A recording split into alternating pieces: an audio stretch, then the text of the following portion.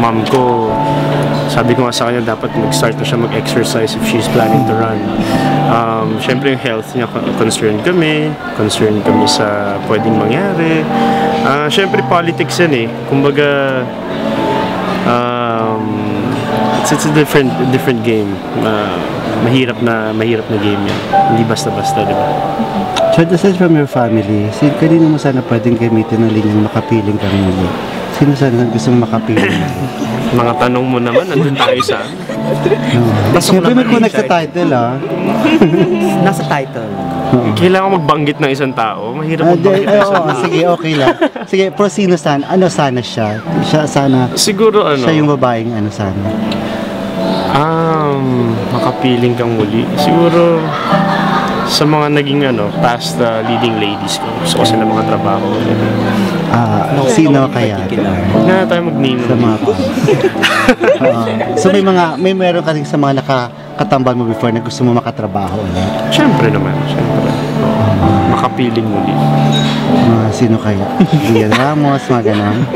Nagulat. Parang kayong mag-anniversary ni Angel. Yeah, it's our 10th year anniversary. So paano, may usapan ba kayo na mag-celebrate together or may Si Angel kasi alam ko nag-celebrate siya ng birthday niya. Parang ginawa niyang birthday and at the same time 10th year anniversary. Pero wala pa kami na pag-uusapan kung may gagawin kami together, but it's nice to know na pareho kami ni Angel nagsimula dito at ngayon parang may kanya-kanya na kaming careers and she's very successful, so nakakatawa isipin at ang daming good memories, especially nung nagsisimula pa lang kaming dalawa.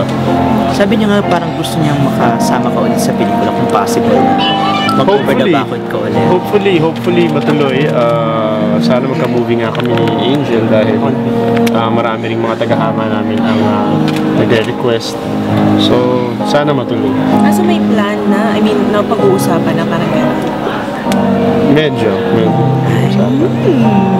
Pero sinelebrate mo na ba yung 10th year? Hindi pa. Ang 10th year ko actually sa July pa eh. So, anong magiging kaganapan? Ano yung mga inaasahan namin? Tingnan natin. Pero may mga naisip na akong plans.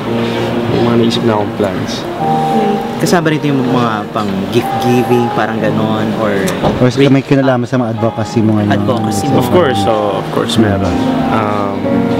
Pero it's all being planned out pa lang. Magko-concert ka ba? Plano ko ipasara yung Araneta tsaka yung sa SM. Arena. Sabay. Lalagari ka doon. Oo, tingnan natin. Sana maging successful. Pero Richard, sabi mo ganun, gusto mo maging private yung love life. Pero di ba nung premiere, in-expose mo na siya. So hindi rin nasunod. Kayo kasi. Pero okay lang naman, Richard, mga pag ganun-ganun lang. Oo naman. Siyempre parang we wanna be, na magagawa namin kung ano yung gusto rin namin gawin. Diba? Pero okay naman siya na ma-expose kahit paminsan-minsan. Next question. Support question.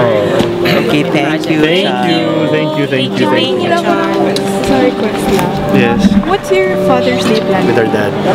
And yun, kasi for now, sobrang busy namin eh. So for sure, sa Father's Day mag-dinner kami. Something surprise? Meron kaya? Something...